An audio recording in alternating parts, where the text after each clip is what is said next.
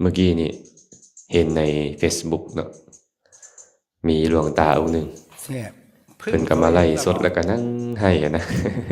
ให้กลางไล่สด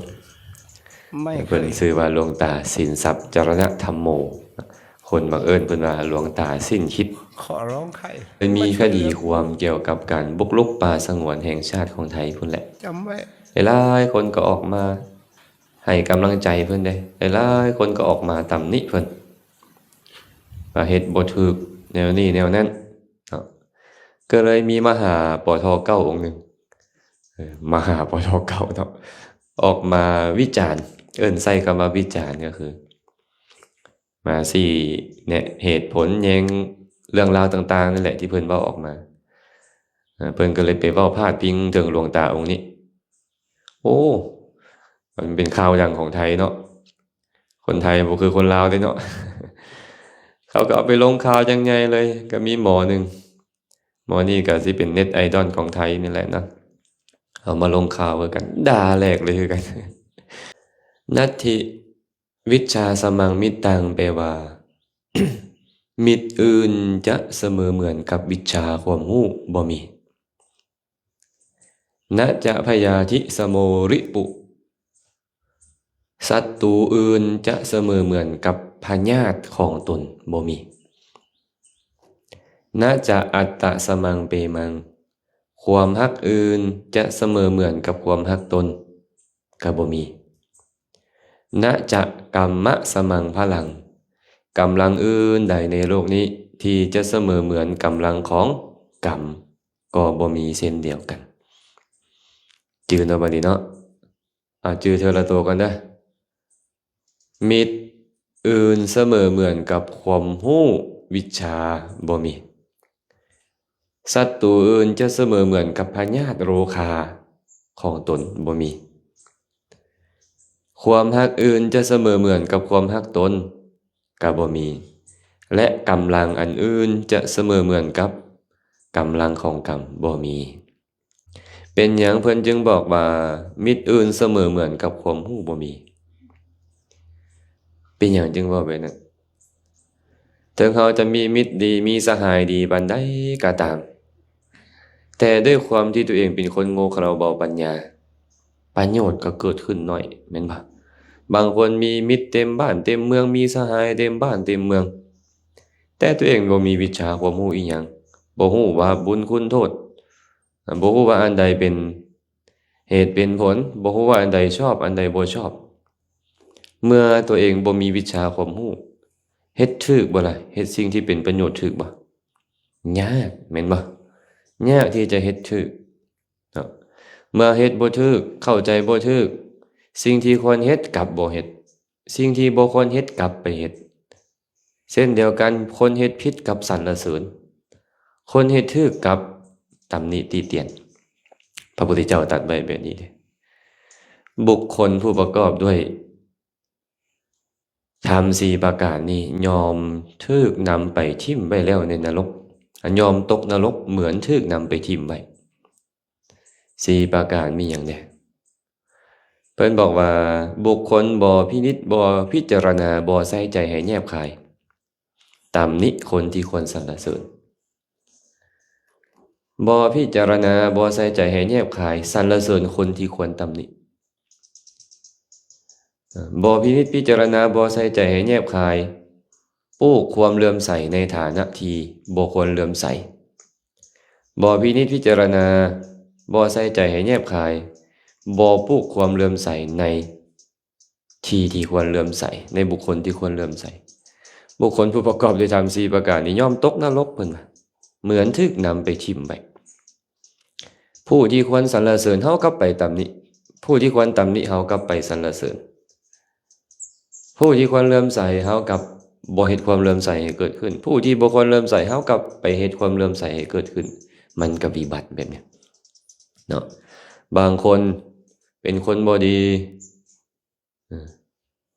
มักฆ่าสัตว์มักลักทรัพย์มักประพฤติผิดในกามมักเว้าตัวมักเว้าส่อเสียดมักเว้าคำหยาบมักเว้าเพ้อเจ้อเหลวไหลมักเว้าเรื่องให้สาระต่างๆเฮ็ดแต่สิ่งที่บ่ดีเฮาก็ไปสรรเสริญเมื่อกี้นี่ เห็นใน Facebook เนาะ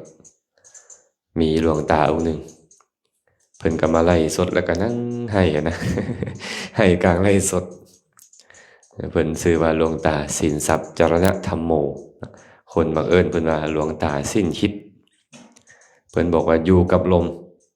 แต่มื้อนั้นเพิ่นอยู่กับไม้แล้วก็ให้หน่อยนึงก็เลยมีคดีความเกี่ยวกับการบุกรุกป่าสงวนแห่งชาติของไทยพุ่นแหละหลายคนก็ออกมาให้กำลังใจเพิ่นได้หลายคนก็ออกมาตำหนิเพิ่น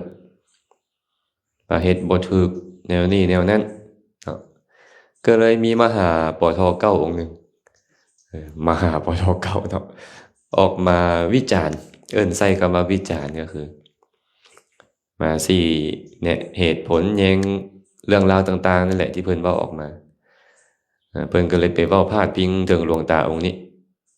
โอ้มันเป็นข่าวดังของไทยเนาะคนไทยบ่คือคนลาวเด้เนาะ เขาก็เอาไปลงข่าวยังไงเลยก็มีหมอหนึ่งหมอนี่ก็สิเป็นเน็ตไอดอลของไทยนี่แหละนะเอามาลงข่าวกันด่าแหลกเลยคือกัน มหาจบปทเก้าเฮียนมาอย่างบ่มีปัญญากับมันเฮียนแบบนี้ไปตายเลยดีกว่าไอ้สัตว์ไอ้ควายอหยังก็ว่าไปสินะด่าพระเนาะองค์นี้ก็ได้เพิ่นคิดว่าพระไปด่าหลวงตาสิ้นคิดเนี่ยบ่ดีแต่เพิ่นลืมคิดไปว่าเพิ่นไปด่าพระมันก็บ่ดีคือกันเนาะเพิ่นลืมอะนะอาตมาก็เลยว่าเป็นหยังจึงเป็นแบบนี้พอเพิ่นสรรเสริญหลวงตาสิ้นคิดอยู่เพิ่นก็เลยลืมไปว่าการสรรเสริญนี่นะเฮาสรรเสริญจริงที่ถูกต้องก็เป็นคุณความดีไปเนาะคันจริงที่ผิดก็ว่าไปตามผิดแต่ว่าเมื่อมีคนมาตำหนิที่เตียนผู้ใดผู้หนึ่งก็เฮาก็ไปมีส่วนร่วมนำสินะเพิ่นก็ไปด่าพระหลายนาทีเลยเด้เขาก็แชร์เพิ่นไปประมาณ 6-700 แชร์โบห่วมวงอันนี้นั่งอยู่ซื่อๆจ่ายเงินค่าอินเทอร์เน็ตและเอาบาปเข้ามาหาตัวเองย้อนอย่างนี้น่ะวิชาความรู้บ่มีปัญญาบ่เกิดขึ้นทั้งที่หมู่ด่าหมู่ว่านี่เป็นสิ่งที่เป็นคำหยาบคายเป็นวาจาส่อเสียดแม่นบ่เป็นวาจาของอาสัตบุรุษไปเบิ่งคอมเมนต์โอ้ยสรรเสริญจังแม่นด่าถึกใจกูหลายอิหยังก็ว่าไปนี่น่ะรับบาปเข้ามาเต็มๆเลยเอาละพระองค์นั่นที่ไปเว้าให้คนที่เฮาเคารพนับถือนั่นเพิ่นจะมีศีลหรือบ่มีศีลก็ตามแต่เจตนาที่เกิดขึ้นในใจที่เฮาไปด่าไปว่าเป็นบุญหรือเป็นบาปแม่ข่าวนางเป็นบาปไปแล้วผู้ใดรับบาปแทนเฮาบ่ถ้าหากเกิดว่าผู้นั้นเพิ่นมีศีลขึ้นมาเติมอีกเด้เอาศีลเพิ่นนี่มีอยู่หลายพันข้อเพิ่นผิดไปจัก10ข้อเอาหรือ100ข้อซะเหลืออีกจักพันเหลืออีกหลายพันข้อเนาะพ่อไม่ออกมี5ข้อเป็นตัวซะสงกรานต์นี่เหลือ4ไปดื่มน้ำเมาอีก1เหลือเท่าใดไปปิ้งเป็ดอีกจังบาทนึงเหลือ2เอาละเอาจงไว้ซะไอ้2ข้อนี่นะเนี่ยผิด3ข้อเหลือ2เนาะแต่เพิ่นนี่หลายพันข้อนะมันก็ยังเหลือหลายนะแต่ด้วยความที่เฮาบ่ได้ฟังธรรมแท้ๆเพิ่นก็บอกว่าข้อยก็จบปท3พุ่นเด้พุ่นน่ะแต่ข้อยซิกออกมาข้อยฮู้ว่าข้อยเฮ็ดบ่ได้ข้อยก็ซิกดีกว่า